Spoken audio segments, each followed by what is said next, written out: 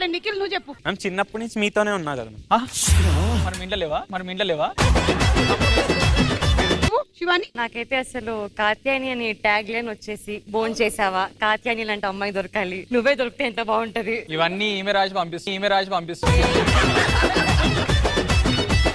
మీరు మీ టీమ్ లోకి ఎవరిని తీసుకుంటారు? పద్మిని అండ్ జయకృష్ణ నా టీం. ఓకే పైసలు ఇస్తాను భయ్య, ఆగు నేను ఇస్తాను. ఉన్నాయి.